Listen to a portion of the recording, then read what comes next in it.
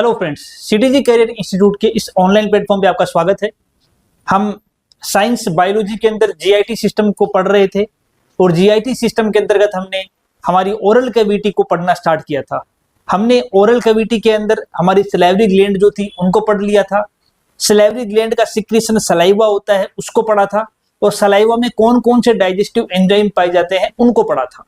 इसके अलावा हमारी जो ओरल कैविटी है, जो हमारी मुख गुहा है या जो हमारी बक्कल कैविटी है, उस बक्कल कैविटी के अंदर और भी स्ट्रक्चर पाई जाती है। कौन कौन सी स्ट्रक्चर हैं तो आपके सामने स्क्रीन पे दिख रहा है कि हमारी जो बक्कल कैविटी है, उस बक्कल कैविटी के अंदर एक आपको ये वाली स्ट्रक्चर दिख रही है। ये क्या है? ये है हमारी टंग। ये स्ट्रक्चर कौन सी है? यह जो स्ट्रक्चर आपको दिख रही है, यह स्ट्रक्चर टंग है। टंग के अलावा क्या क्या है यहाँ पे? टंग के अलावा आप देख सकते हो ये बाहर की ओर हमारे लिप्स दिख रहे हैं, ठीक है। ये हमारी ओरल कैविटी का एक पार्ट, हमारे टीथ दिख रहे हैं। तो जो हमारी ओरल कैविटी है, उस ओरल कैविटी के अंदर टंग होती है। ओरल कैविटी में हमारे टीथ होते हैं और बाहर की ओर लिप्स जो है वो बाहर की ओर है, ना कि हमारे लिप्स ओरल कैविटी का हिस्सा है। तो आज जो हम डिस्कस करने वाले हैं, हम टंग के बारे में डिस्कस करेंगे। तो ठीक है, शुरू करते हैं टंग के बारे में। पहले इसको वापस इरेज करते हैं एक बार, ठीक है। तो ये वाली जो स्ट्रक्चर है, इसको हमने क्या बोला था? हमने इसको नाम दिया था हमारी टंग। ये है हमारी टंग होती है, ठीक है। टंग किसके लिए रिस्पॉन्सिबल होती है? तो टंग जो है वो एक तो टेस्ट सेंसेशन के लिए रिस्पॉन्सिबल है, टेस्ट सेंसेशन इसके लिए रिस्पॉन्सिबल है। दूसरी किसके लिए रिस्पॉन्सिबल है? दूसरी टंग जो है, जब हम फूड को मैकेनिकली तरीके से अपने दांतों के द्वारा क्रश कर रहे हैं, तो क्रश करने के दौरान जो सलाइवा है, उस सलाइवा को उस फूड के पार्टिकल के अंदर मिक्स करने का काम कौन कर रहा है? टंग कर रही है। यानी कि टंग क्या कर रही है? ये सलाइवा जो है, उस सलाइवा का मिक्सेशन करने का काम भी टंग के द्वारा किया जा रहा है। सलाइवा का क्या करने का काम? मिक्सेशन करने का। किसके अंदर? फूड पार्टिकल के अंदर। तो टंग जो है, अच्छा टंग जो है, ये वाला जो टंग का एरिया है, ये वाला जो आगे का एरिया दिख रहा है, ये वाला एरिया क्या है? ये तो टंग का एरिया फ्री मूवेबल एरिया होता है। ये कैसा एरिया? ये तो फ्री मूवेबल एरिया है। और जो पीछे वाला एरिया टंग का, ये आप इसके पीछे की ओर जाओगे तो ये टंग का जो पीछे वाला एरिया है, ये एक बोन से कनेक्ट होता है। उस बोन का नाम क्या है? जिस बोन से कनेक्ट होता है उस बोन का नाम होता है हायोइड बोन। कौन सी बोन है?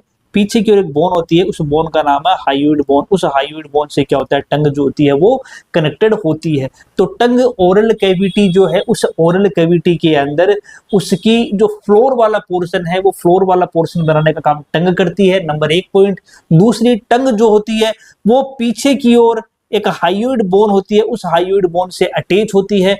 और एंटीरियरली यानी कि सामने वाला पोर्शन जो टंग का है, वो सामने वाला पोर्शन क्या होता है? फ्रीली मूवेबल पोर्शन होता है। टंग काम क्या करती है?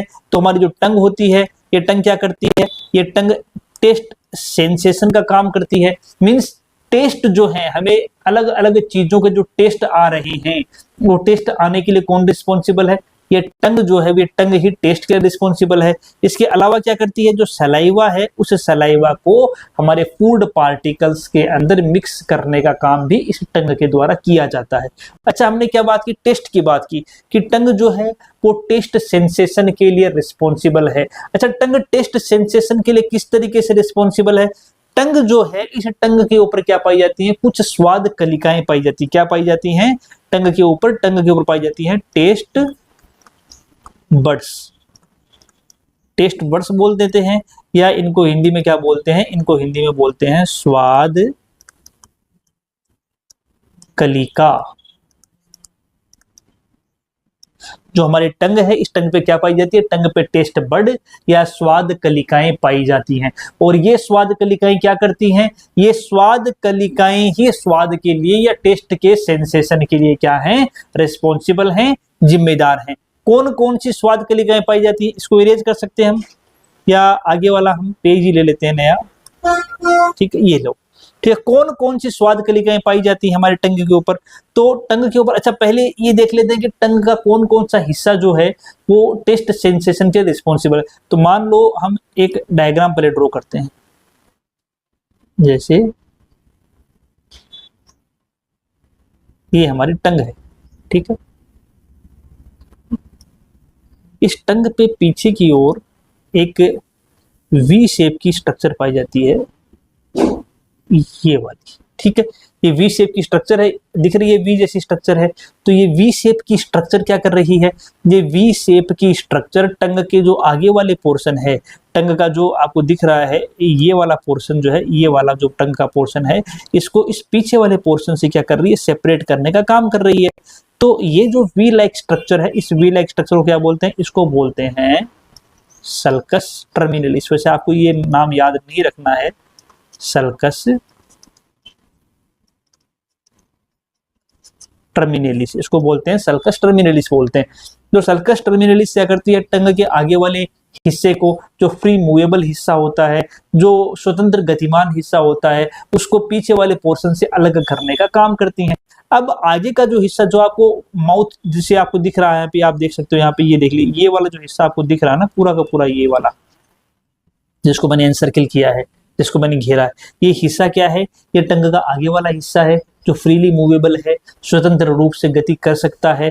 तो ये जो टंग का हिस्सा है, यही स्वाद के लिए भी क्या होता है? जिम्मेदार होता है। इस पे क्या कौन कौन से एरिया जो होते हैं स्वाद के लिए जिम्मेदार हैं? तो आप देख सकते हो कि टंग का ये आगे वाला जो एरिया है, यहाँ पे भी डायग्राम में देख सकते हो, ये जो आगे वाला एरिया है, ये आगे वाला एरिया क्या है? ये आगे वाला एरिया स्वीट सेंसेशन, यानी कि ये आपको कौन सा स्वाद बताता है? ये आपको मीठे स्वाद के बारे में बताने का काम करता है। सबसे आगे वाला एरिया क्या बताता है? ये मीठा स्वाद बताने का काम करता है। उसके जस्ट पीछे वाला एरिया, ये जो पार्श्व साइड का एरिया है ना, जिसको मैंने ये वाला एरिया, ये वाला एरिया क्या बताता है? ये वाला बताता है हमें नमकीन स्वाद के बारे में। कैसे स्वाद के बारे में? ये हमें बताएगा कि ये वाला एरिया जो है वो बताएगा हमें कि कोई भी चीज जो आपने खाई है वो मीठी है या नमकीन है, ठीक है। उसके पीछे का जो एरिया होता है ये वाला एरिया, ठीक है। ये वाला एरिया किसको बताता है? ये वाला एरिया बताता है आपके खट्टे स्वाद को। कौन सी चीज मीठी है, कौन सी चीज नमकीन है, कौन सी चीज खट्टी है, ये तीनों स्वाद के बारे में हमने देख लिया। और जो सबसे पीछे वाला पोर्शन होता है, ये वाला जो पूरा पोर्शन है जिसको मैंने ये राउंड किया है, ये वाला पोर्शन, ये किसको बताता है? ये बताता है खारे स्वाद को, बिटर यानी कि खारा स्वाद। तो हमारी टंग जो होती है, उस टंग के ऊपर क्या होता है? अलग अलग एरिया होते हैं जो अलग अलग प्रकार के टेस्ट के लिए डिस्ट्रीब्यूटेड है, ठीक है। जो सबसे आगे वाला एरिया आपको दिख रहा है यहाँ पे, ये वाला एरिया, ये किसको बता रहा है? ये मीठे स्वाद के लिए रिस्पॉन्सिबल है, जिम्मेदार है। उसके पीछे का जो एरिया है, ये सोल्टी यानी कि नमकीन स्वाद के लिए जिम्मेदार है। उसके पीछे वाला एरिया, ये वाला एरिया है, ये किसको बता रहा है? ये सोर यानी कि खट्टे स्वाद के लिए जिम्मेदार है। और सबसे पीछे का जो एरिया है, ये वाला, ये किसको बता रहा है? ये बिटर यानी कि खारे स्वाद को बताने का काम इसके द्वारा यहाँ पर किया जा रहा है। तो हमारी टंग जो है, उस टंग के ऊपर अलग अलग एरिया होते हैं और ये अलग अलग एरिया जो है वो अलग अलग प्रकार के टेस्ट सेंसेशन के लिए जिम्मेदार होते हैं, ठीक है। अच्छा, ऐसा क्या है टंग के ऊपर जिसके कारण से क्या हो रहा है? हमें अलग अलग प्रकार के टेस्ट फील हो रहे हैं। तो इसके लिए जिम्मेदार क्या होता है? इसके लिए जिम्मेदार होती है स्वाद कलिकाएं, टेस्ट बड्स, ठीक है। इसको इरेज कर सकते हैं हम यहाँ पर।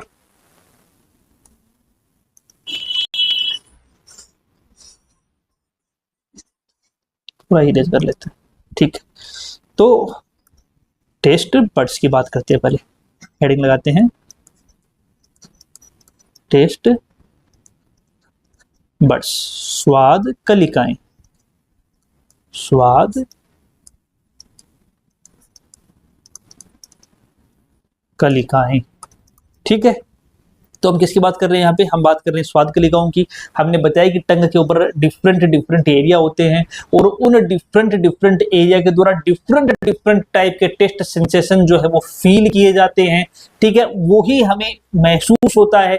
तो कौन कौन सी ऐसी स्वाद कलिकाएं या टेस्ट बड हैं जो कि हमारे टंग पे पाई जा रही हैं, जिसके द्वारा हमें ये डिफरेंट टाइप के टेस्ट फील होते हैं? तो कौन कौन सी होती हैं ये टेस्ट कलिकाएं जो होती है? नंबर ए पॉइंट हम लगाते हैं, पहली होती है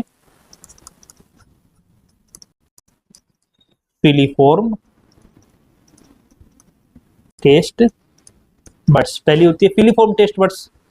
हमारी जो दूसरी टेस्ट बड आती है तो वो होती है फंगीफॉर्म टेस्ट बड, फंगीफॉर्म टेस्ट बड्स। तीसरी जो होती है हमारी वो होती है सरकम, माफ कीजिएगा,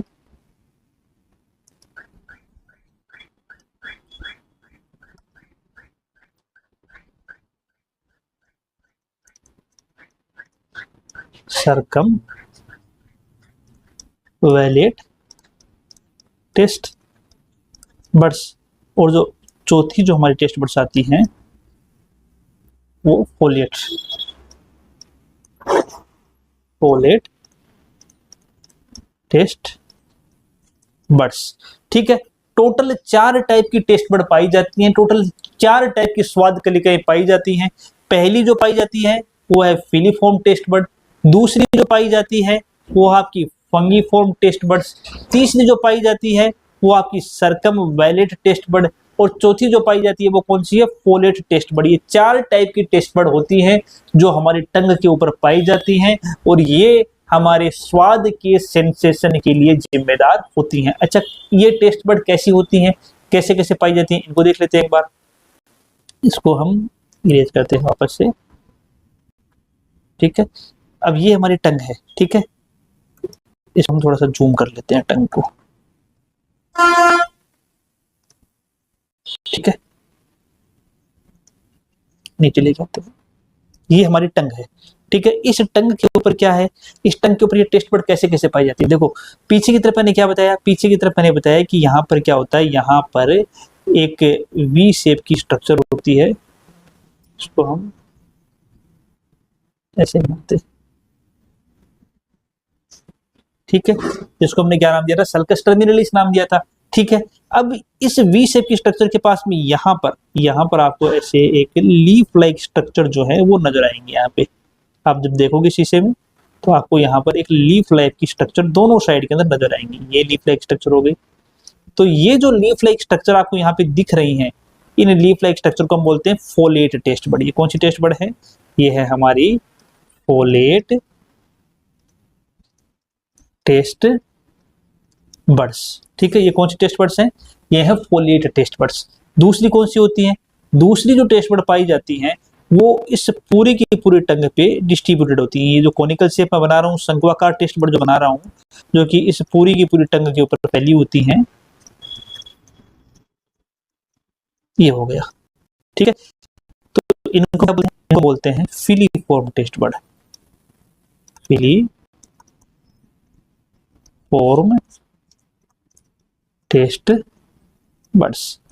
ये कौन सी टेस्ट बड्स हैं, ये है फिलीफॉर्म टेस्ट बड्स। तीसरी जो टेस्ट बड्स होती हैं वो यहीं पर पाई जाती हैं, वो राउंड, इसको हम इससे बनाते हैं, ग्रीन से ले लेते हैं, वो आपकी राउंड शेप होती है, बड़ी है, राउंड शेप है। ठीक है, परिधि की तरह है, तो इसको हम क्या बोलेंगे, इसको हम बोलते हैं सरकम वैलेट टेस्ट बड्स। इसको हम क्या बोलेंगे, सरकम वैलेट टेस्ट बड्स। 3 बता दिए आप। यहाँ पे एक टेस्ट बड और पाई जाती है जिसका नाम होता है फंगीफॉर्म टेस्ट बड्स। ठीक है, तो इस प्रकार से ये टोटल हमारी कितनी टेस्ट बड हो गई, इस प्रकार से ये हमारी टोटल 4 टेस्ट बड पाई जाती है। इनमें से जो आपकी ये फिलीफॉर्म टेस्ट, ये सबसे स्मॉलेस्ट होती है, और जो आपकी ये सरकम वैलेट टेस्ट बड होती है ना, ये कैसी होती है, ये लार्जेस्ट टेस्ट बड का एग्जाम्पल है। ठीक है, जो फिलीफॉर्म है वो तो सबसे स्मॉलेस्ट है, और जो फंगीफॉर्म है वो सबसे लार्जेस्ट टेस्ट बड का एग्जाम्पल है। अच्छा, एक चीज और, जो फिलीफॉर्म टेस्ट बड है ना, ये वाली जो आपकी टेस्ट बड्स है, इस फिलीफॉर्म टेस्ट बड में क्या होता है, इस फिलीफॉर्म टेस्ट बड के अंदर टेस्ट पैपिली नहीं पाई जाती। टेस्ट बड के अंदर टेस्ट पैपिला का पाया जाना ही क्या होता है, वहां से क्या होता है, कुछ नर्व रूट यानी कि तंत्रिका कोशिकाएं वहां पाई जाती हैं, वही स्वाद के लिए क्या होती है, जिम्मेदार होती हैं। तो जो फिलीफॉर्म टेस्ट बड है इसके अंदर क्या होता है, फिलीफॉर्म टेस्ट बड के अंदर हमारी टेस्ट पेपिला नहीं पाई जाती, और जब टेस्ट पेपिला नहीं पाई जाती तो यह टेस्ट सेंसेशन के लिए रिस्पॉन्सिबल भी नहीं होती। पीछे जो 3 पेपिली बच गई हमारी, पीछे जो 3 टेस्ट बड बच गई, सरकमवैलेंट टेस्ट बड एक बची हमारी यहाँ पे, दूसरी हमारी फोलेट आ गई और तीसरी फंगीफॉर्म आ गई। ये 3 टेस्ट बड ही टेस्ट सेंसेशन के लिए क्या होती हैं, रिस्पॉन्सिबल होती हैं। तो हमारे टंग के ऊपर जो टेस्ट सेंसेशन के लिए रिस्पॉन्सिबल टेस्ट बड्स हैं, वो रिस्पॉन्सिबल टेस्ट बड्स में आपकी सरकमवैलेंट टेस्ट बड्स आ गई, हमारी फोलेट टेस्ट बड्स आ गई और हमारी फिलीफॉर्म टेस्ट बड्स, सॉरी हमारी फंगीफॉर्म टेस्ट बड्स आ गई। जिनमें से सबसे स्मॉलेस्ट टेस्ट बड पूछ ले आपसे, सबसे स्मॉलेस्ट स्वाद कलिका, सबसे छोटी स्वाद कलिका पूछ ले, तब तो कौन सी है, फिलीफॉर्म टेस्ट बड्स है। और अगर सबसे बड़ी पूछ ले तो कौन सी है, सरकमवैलेंट टेस्ट बड्स इसका एग्जाम्पल होता है। ठीक है, ठीक है। तो अब हम बात करेंगे आगे वाले पॉइंट, ओरल कैविटी में और कौन कौन सी स्ट्रक्चर हमारी पाई जाती है। ये हमारी ओरल कैविटी है कि वापस से, ठीक है, थोड़ा सा इसको हम जूम कर लेते हैं।